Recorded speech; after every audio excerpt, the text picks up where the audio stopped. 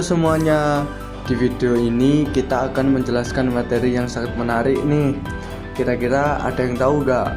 Kita bakal ngejelasin tentang apa? Yap, bener banget. Kita akan menjelaskan tentang pentingnya strategi, tentang corporate strategi, bisnis strategi, fungsional area strategi, dan operating strategi. Yuk simak video kita. Oke, yang pertama struktur organisasi. Struktur organisasi bisnis adalah sistem yang mendefinisikan hierarki, peran, dan tanggung jawab di dalam perusahaan. Ini mengatur bagaimana tugas dibagi, keputusan dibuat, serta bagaimana informasi dan instruksi mengalir.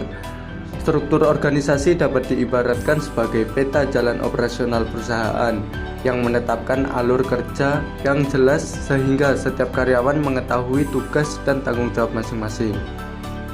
Selanjutnya yaitu tujuan struktur organisasi, yaitu ada 3. Yang pertama yaitu kejelasan hierarki. Struktur organisasi menetapkan hierarki yang jelas sehingga setiap anggota tahu kepada siapa mereka harus melapor. Yang kedua, efisiensi. Pembagian tugas yang jelas memastikan setiap individu atau tim mengetahui tugas mereka sehingga pekerjaan dapat dilakukan lebih efisien. Yang ketiga, yaitu koordinasi. Struktur organisasi memfasilitasi koordinasi dan komunikasi antar unit kerja, terutama dalam perusahaan besar. Bentuk struktur organisasi.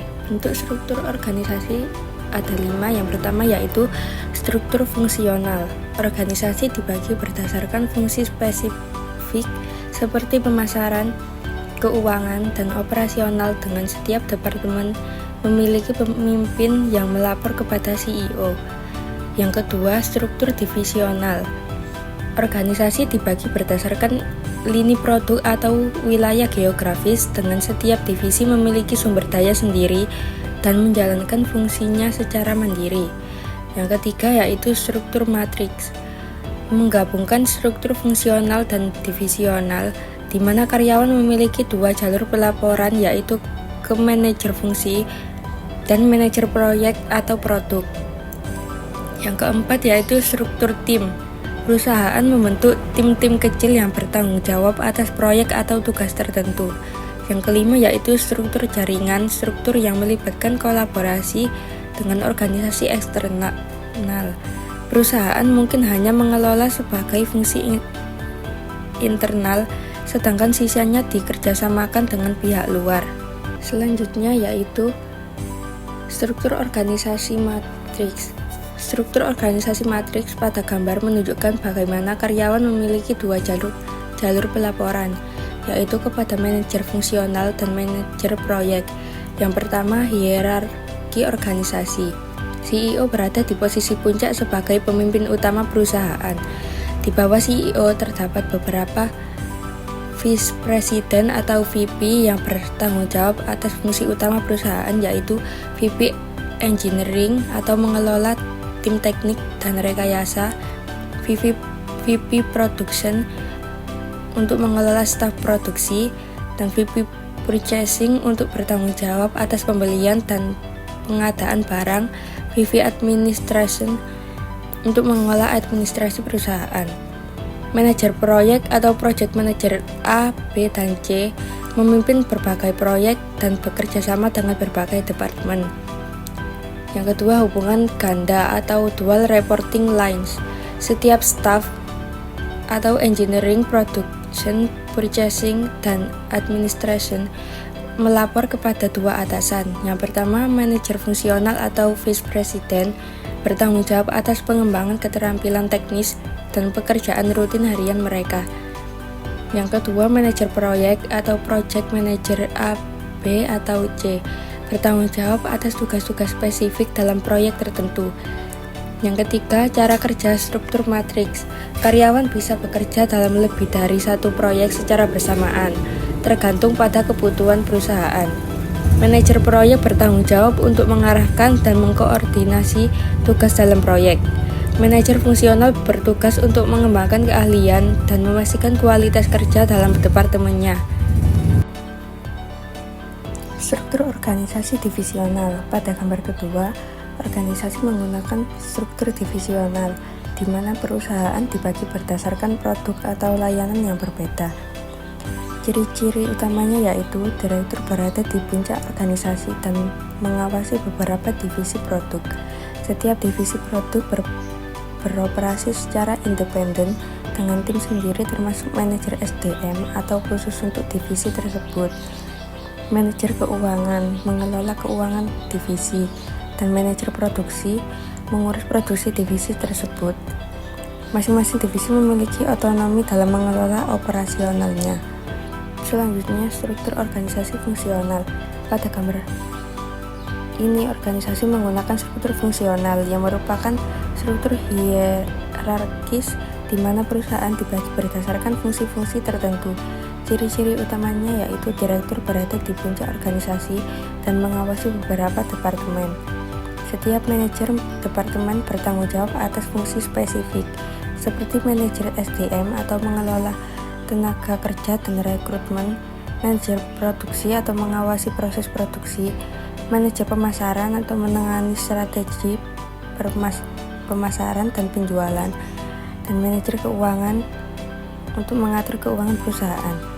Setiap departemen memiliki bawahan yang bekerja di bidang masing-masing. Contoh studi kasus struktur organisasi. Sebuah perusahaan teknologi startup yang berkembang pesat di sektor AI memiliki struktur organisasi fungsional yang sederhana dengan 5 departemen utama: pengembangan produk, pemasaran keuangan, sumber daya manusia, dan operasional. CEO yang juga merupakan salah satu pendiri bekerja sama erat dengan CTO untuk memastikan bahwa inovasi teknologi sesuai dengan kebutuhan pasar. Faktor yang mempengaruhi struktur organisasi. Yang pertama ada ukuran perusahaan, yang kedua ada jenis industri, yang ketiga ada strategi bisnis, dan yang terakhir ada budaya perusahaan. Nah, struktur organisasi yang baik memegang peran penting dalam kesuksesan suatu perusahaan. Pertama, struktur organisasi yang jelas dapat meningkatkan efisiensi operasional karena setiap peran dan tanggung jawab terdefinisi dengan baik, sehingga meminimalisir duplikasi pekerjaan dan kebingungan.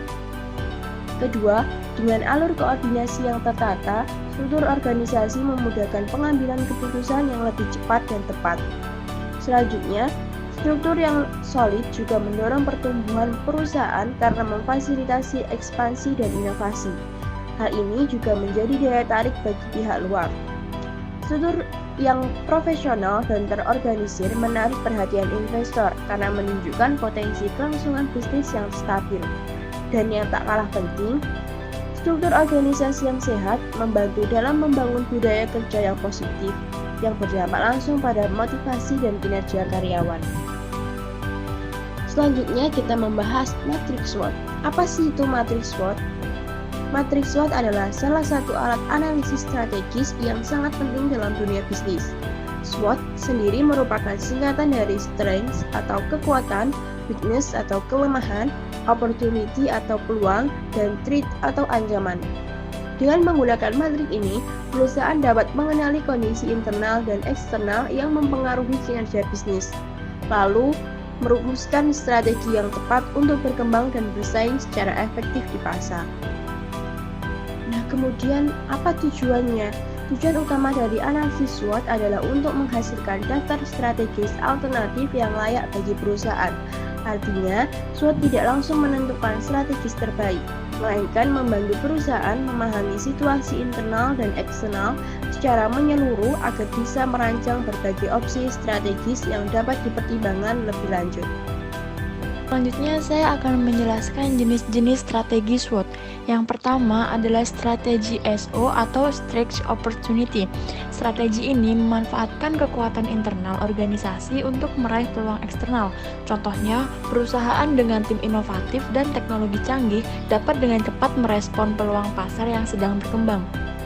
Selanjutnya ada strategi WO atau Weakness Opportunity. Strategi ini berfokus pada mengatasi kelemahan internal dengan memanfaatkan peluang eksternal.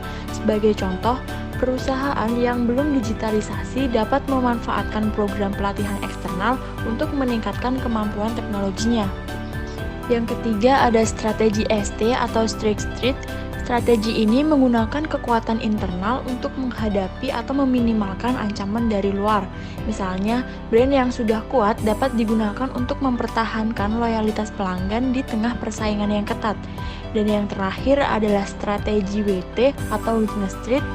Ini adalah strategi defensif yang bertujuan untuk mengurangi kelemahan internal sekaligus menghindari ancaman eksternal. Strategi ini penting diterapkan dalam situasi krisis atau saat kondisi organisasi tidak stabil. Nah, yang selanjutnya ada contoh strategi SWOT. Contoh pertama adalah strategi SO atau Stretch Opportunity. Misalnya, sebuah perusahaan e-commerce memiliki kekuatan berupa sistem logistik yang efisien dan teknologi pelacakan real time. Melihat peluang meningkatnya minat belanja online, terutama setelah pandemi, perusahaan ini bisa memperluas operasionalnya ke wilayah-wilayah yang sebelumnya belum terjangkau. Dengan memadukan kekuatan internal dan peluang pasar eksternal, strategi ini bertujuan untuk menciptakan pertumbuhan dan keunggulan kompetitif. Berikutnya adalah contoh dari strategi ST, yaitu sebuah perusahaan dengan tim hukum yang kuat dapat menuntut pesaing yang melanggar patennya. Di sini, kekuatan eksternal yaitu aspek hukum dimanfaatkan untuk menghadapi ancaman eksternal dari kompetitor. Kemudian yang terakhir yaitu contoh dari strategi WT, yaitu sebuah restoran yang menghadapi protes pelanggan karena pemasok bahan yang tidak etis, dapat mengambil langkah mengganti pemasok tersebut. Ini adalah bentuk perlindungan diri sekaligus meningkatkan reputasi dengan mengurangi kelemahan dan menghindari ancaman eksternal. Contoh kedua adalah strategi WO atau Weakness Opportunity. Misalnya, sebuah perusahaan otomotif yang memiliki kelemahan dalam teknologi baterai bisa mengembangkan lini baterai baru untuk memanfaatkan meningkatnya permintaan mobil listrik. Strategi ini menunjukkan bagaimana kelemahan internal dapat diatasi dengan menangkap peluang dari pasar. Oke, selanjutnya itu ada keterbatasan SWOT. Keterbatasan SWOT itu ada beberapa keterbatasan. Yang pertama yaitu bersifat subjektif. Jadi SWOT itu sangat tergantung pada sudut pandang orang yang menyusunnya. Dia juga bisa jadi hasilnya tuh bias karena dipengaruhi oleh opini, pengalaman, atau kepentingan pihak tertentu. Keterbatasan yang kedua itu tidak menyediakan solusi langsung. Jadi SWOT itu hanya mengidentifikasi situasi, kuat atau lemah, peluang atau ancaman, dan juga bukan cara menanganinya. Dan perlu analisis lanjutan untuk menentukan strategi atau tindakan konkretnya. Yang ketiga yaitu tidak menunjukkan prioritas. SWOT tidak menunjukkan mana faktor yang paling penting atau mendesak.